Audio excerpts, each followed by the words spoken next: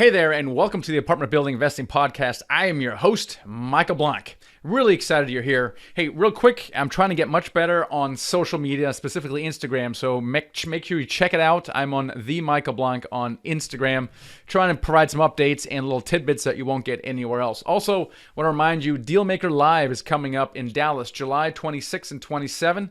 Everyone is going to be there. Several hundred people expected there at the Hilton Anatole. Awesome venue. We already checked it out. It's going to be really, really cool. We have Robert Helms speaking from the real estate guys. Joe Farrell is going to be Adam Adams, Corey Peterson, Brian Burke, Andrew Cushman. Everyone's going to be there for that one. So make sure you check it out. Go to themichaelblank.com/event or just Google Dealmaker Live, coming up July 26, 27, again in Dallas. So make sure you check that out. Grab your tickets because the ticket prices are going up. All right. So today I'm really excited to have Danny Randazzo with me on the show today.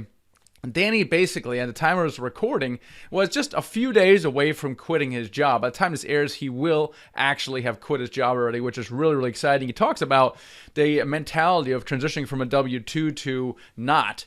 And it's not as easy as you would think. A lot of people hem and haw over this. Some actually delay it for several years before pulling the trigger because of their grip on that constant paycheck. So we talked a lot about that. Also, of course, how he got started, and like so many people, did not get started with multifamily but something else, and then finally transitioned into multifamily, struggled with raising money and how you overcame that. So really, really powerful episode with Danny Randazzo. Make sure that you stay on board here, and let's get right into the interview with Danny. Here we go. Danny, welcome to the show today.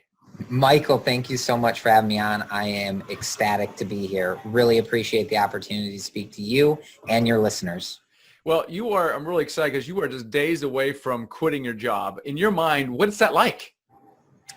You know, it's an overwhelming feeling. You kind of have days or hours where there's this joyful greatness moment. And then you've got, days and hours where it's like, oh boy, is this the right decision? And kind of that gut check of maybe something similar to like buying a property. So, you always are excited once you get that offer and the contract on the property. And then you're like, is this the right investment? Is this the best thing for my time?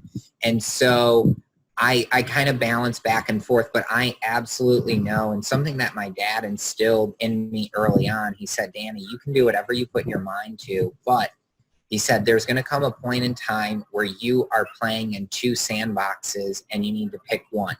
And so I'm at that point where my corporate job is no longer providing what is needed for my family and I. And so my real estate sandbox and my syndication business and all of that is the place that, number one, I want to be in, and I have fun with it and I love it.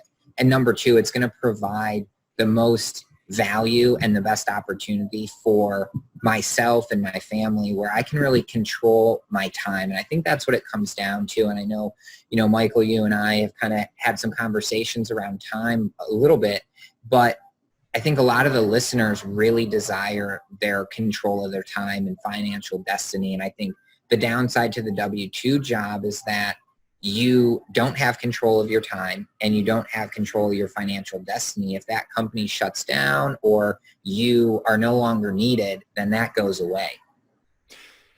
That's exactly right. Talk about the transition from being employed to not employed, because there's people I've interviewed on the podcast that probably could have quit their job 3 years ago, but they couldn't. They were just, the financials were there or they weren't sure. In your mind, why now? Why not wait, or why not do it later? What is some of the consideration or thought that went into your transition there? Yeah, and I can't say that I'm perfect at it or I know exactly what to do, but, it feels right. Our syndication business, I work with a couple of partners, Dan Hanford and Brandon Abbott at PassiveInvesting.com, and we buy large apartment communities like you and your team, Michael. So I feel like our business is really in a good position, and focusing 100% of my effort, attention is going to take us to that next level, and it's going to really skyrocket our ability to succeed in that space. And so right now I'm in that point where, the corporate job is holding me back, or is no longer going to be holding me back once I, quit from that job in just a couple of days. And so I'm excited about that. And I think there's going to be a lot of upside from it from a very tactical, personal financial perspective. I'm in a good position. My wife and I had a discussion. We know that it's going to be a little bit scary, right? Where that W-2 paycheck doesn't hit your bank account every 2 weeks, but we've got enough in reserves. We have an idea of what our business is going to generate in the coming months and through the end of the year. And so we're going to be in a really good position. If anything, it's going to make me work that much harder to ensure that we are doing the right things in our real estate business to make sure it can provide for, our essentials, because we'll have to be achieving, financial outcomes from our real estate business to put food on the table at this point. And so I think it'll be excellent, and I'm ready to get out there and do the hard work to provide and put the food on the table from real estate. Now, you said something that you're going to work even harder. Danny, what is wrong with you? I thought you're now in a position to retire. Like, why would you work harder? What will be different from working harder after you quit your job and before? Well, kind of goes back to what I was saying about playing in two different sandboxes. And, obviously the corporate job over the last years has deterred me from being 100% focused and dedicated. Now, granted, I do nights, weekends, early morning, and everything to get the real estate business to where it's at today. But being 100% dedicated with no other distractions in real estate, I think the key word that I should have said is working smarter in the business and getting the right things done that are of the highest priority. And so, now I'll be able to focus my afternoon on maybe having a coffee or a Zoom meeting or an in-person lunch meeting with a broker, as opposed to having to do something with the corporate job. So I think it's going to be about working smarter. And certainly, I think my wife and I are in a financial position where we could retire and live off of the cash flow that our real estate portfolio generates, but that's just not in my DNA. And I would go stir crazy sitting around not doing enough to feel fulfilled. And so doing the real estate business, helping others along the way, and providing great opportunities for our passive investors to put their money in and trust us to achieve their goals and help their family, and you just benefit holistically. I think that's what drives me, and that's really what fulfills me. It's not any sort of monetary gain. That's just a byproduct of the hard work and why I'm up early and why I'm up late doing real estate syndication for multifamily. Yeah, exactly. I mean, the end goal is not retirement. Like you said, most people, it would drive them, and they might take some time off and go on vacation for a month or 2 or 3. After that, we will get bored. So we're always going to be doing something. I think the point what you're trying to make is that we're doing it on our terms, right? We control our time. We're flexible with that. But absolutely. Now, interestingly, you didn't start off with multifamily. It's kind of how you ended up accelerating the process. But how did you get started in real estate, and why did you get started in real estate? What was it that was going on at the time that made you scratch your head going, hey, I think I need to get started in real estate? Yeah, I when I started working for a corporate financial consulting company, I moved overseas. I lived in the United Arab Emirates for about a year, and it was phenomenal. Excellent personal experience, excellent business experience, and an excellent way to get set up for financial success, where I could live overseas and have the company pay for my living expenses, and I could just pocket and really build a nice equity nest egg. So I moved back to the US, and I had some extra money in my checking account, and I said, what is the best purpose for this money? Should I buy a car? No. Should I invest in the stock market? Maybe. Should I buy a house to live in? And so I elected to buy a house to live in. I house hacked that in the Bay Area for another 2 years while I kind of continued finding myself through and while I worked as a financial consultant, helping businesses achieve and improve their financial performance. But all along the way, I was learning skills and really resonating my passion for real estate that started in high school by reading books like Rich Dad, Poor Dad, and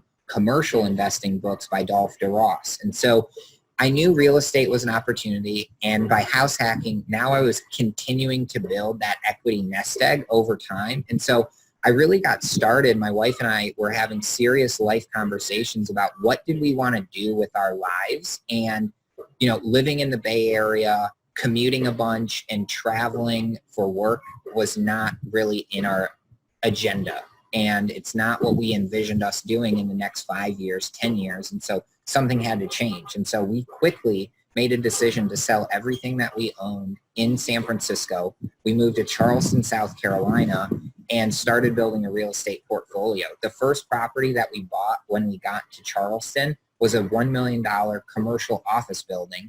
And that was after doing our due diligence in single family, some multifamily, and commercial properties. And the reason we bought that property was for cash flow. And so kind of fast forwarding through that journey over the last few years while we've been in Charleston, we started just to buy in a market that we knew. And we knew the Charleston, South Carolina market was ripe for improvement and growth because it has job growth and population growth. And so we were just trying to buy anything and everything we could get our hands on over the last couple of years. And it worked out really well. We learned some great lessons along the way.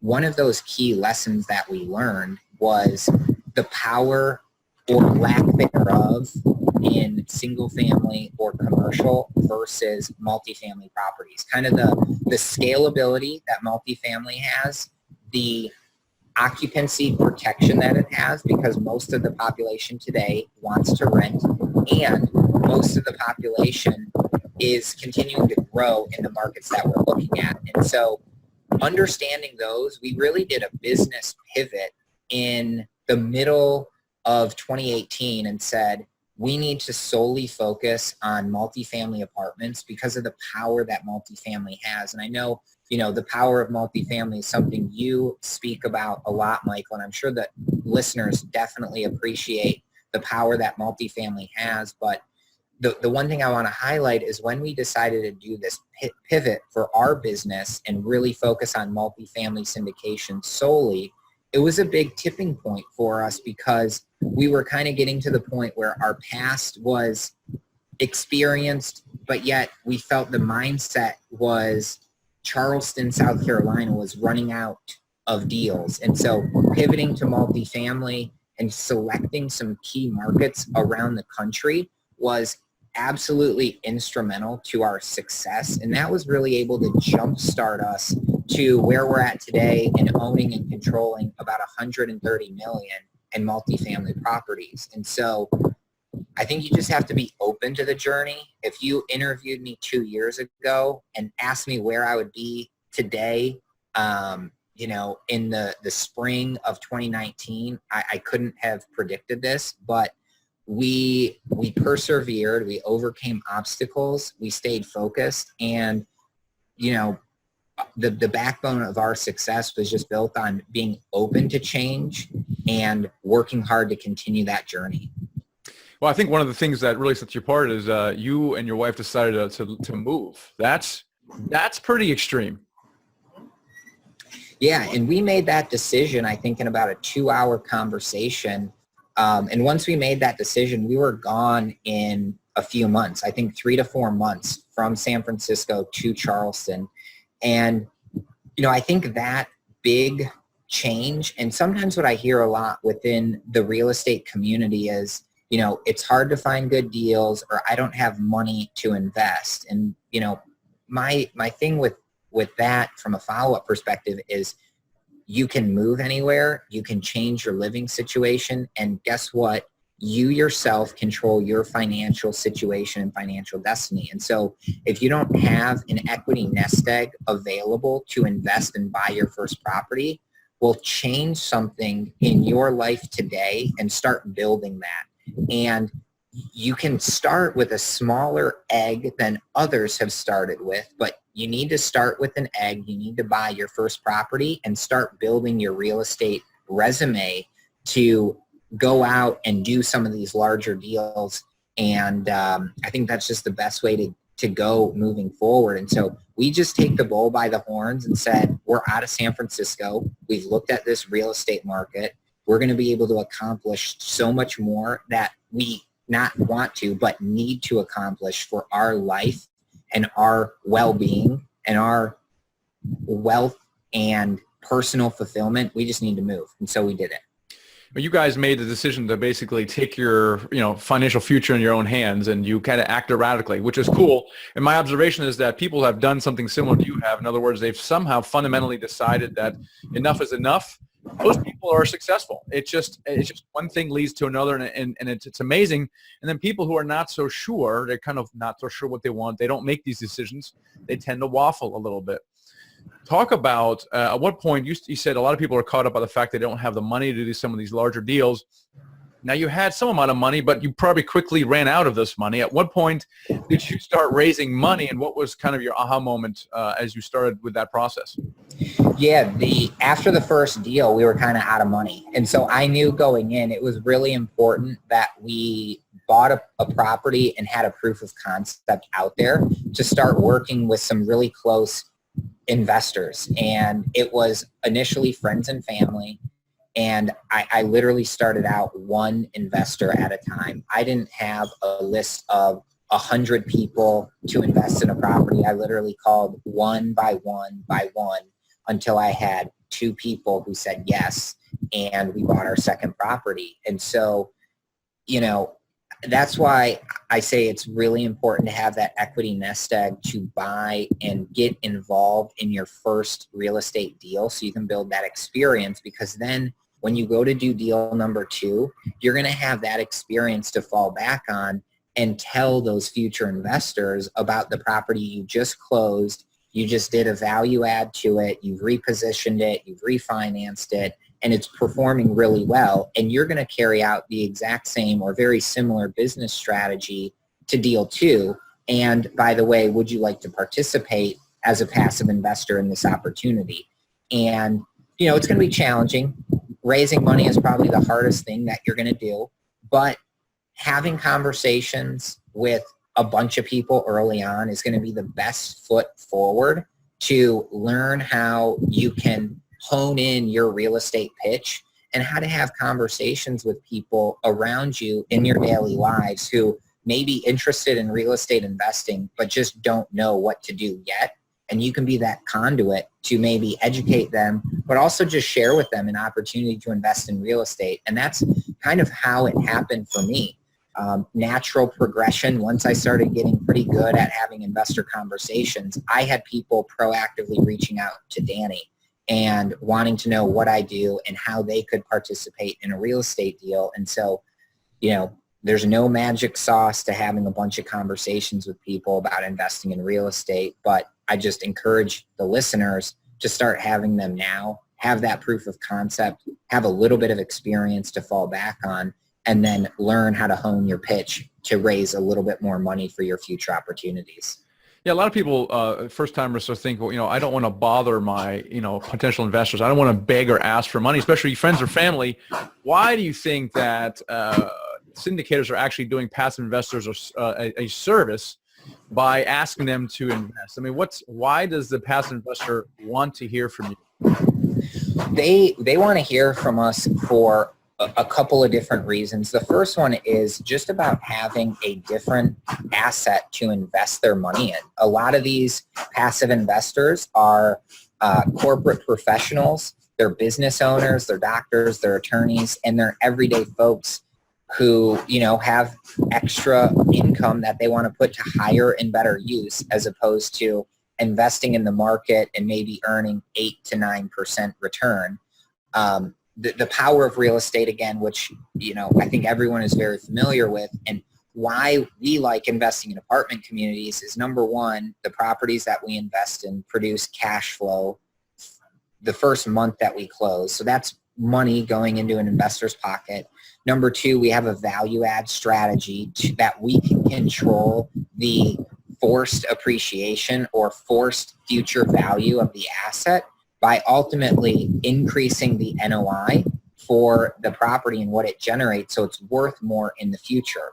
And so investors get to participate in cash flow from day one. They get to participate in future equity appreciation, and they can participate in tax advantages that real estate has that the stock market or other types of investments just don't provide to the similar scale that multifamily can. Yeah, that's exactly right. And I love the way multifamily performed in the last recession. I mean, it's incredible, the low default rate and the performance of multifamily. So you put all those reasons together: favorable risk profile, above average returns, cash flow. What else produces cash flow, and the favorable tax advantage? It's insane. I mean, the probability that an investor is going to pay taxes is like really low. It's amazing. There's no interviewed Tom Wheelwright very recently, and oil used to be pretty high up there, but something happened in tax laws where now it's no longer the number one tax advantage investment out there, and it's really multifamily, due largely to the bonus depreciation that Trump passed, when he became president. It's incredible. I mean, and this needs to get out to a broader audience. So yeah, I appreciate that.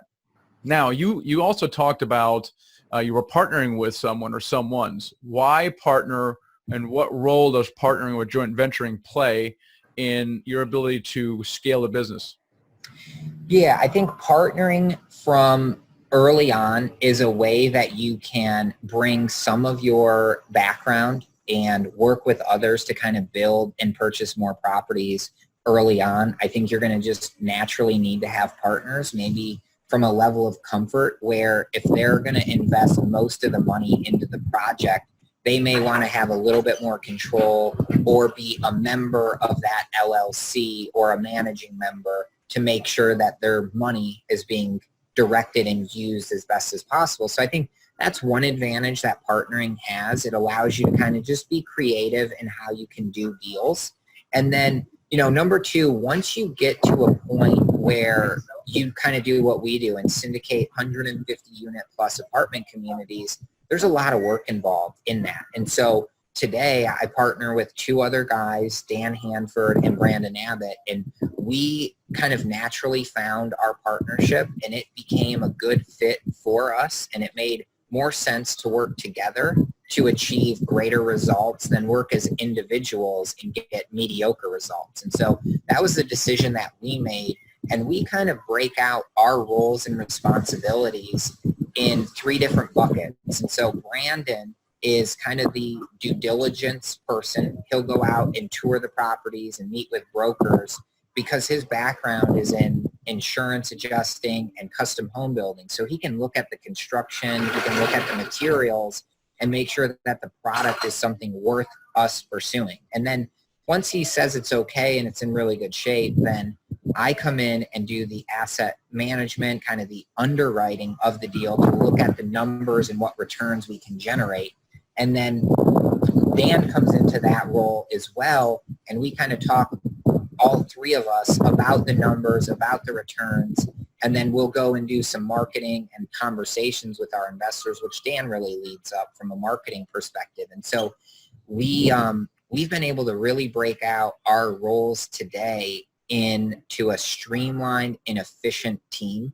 It's definitely a team sport. I think one person could syndicate deals, but they're maybe going to do one or two a year because there's a lot of activities involved and a lot of repeat process that can be optimized with the right team in place. And so we're just really excited about the future and us closing more deals with our structure in place and our team being able to do much more together than as individuals.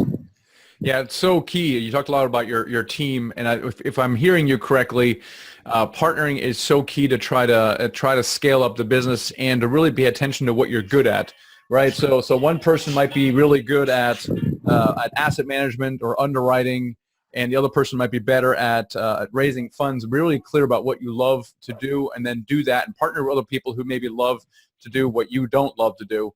And that is so key. Now, in your career, in your investing career, have you had any kind of failures or setbacks that really taught you a valuable lesson? Yeah, I think there's always good learning opportunities along the way. One important thing that comes to mind is kind of on that partnership structure. And I think it's really important to understand the wants and needs, if you're going to partner with someone on a deal where maybe you JV together, so Michael, maybe you and I form an LLC and you're a 50% owner and I'm a 50% owner and we go and buy, some asset together. It's really important for me to understand what your want and your need is from that property, just to ensure that we've got an alignment of interest and the goal and the vision of that property. Say it's a 5-year hold, let's make sure that you and I are both on the same page to hold it in 5 years. And when that 5-year term comes up, we are both on the same page and ready to sell that asset, given the market conditions, and we're in a good position to sell. But I think knowing that and having some of those experiences, I think I've learned some tough lessons along the way about alignment of interests, or if someone's personal want or personal need changes, you again need to remain flexible and just know that there's probably a solution. Not that there probably is, there is a solution, and someone else has probably gone through it before. So utilize your network to talk through some of these challenges, and just know that nothing is too incredibly difficult to overcome. While it may at the time seem like the worst thing that has happened in your lifetime, just know that you can kind of get through some of these hard decisions or conversations and you'll come out okay at the end. Yeah, so true. We tend to learn more when things kind of don't go our way, right? So, yeah, that's so true. Now, what kind of advice do you have for someone, who's in a W-2 job and they're dreaming of their last day? What is your advice to them about how they can kind of do what you've done? I would say get right on your financial needs.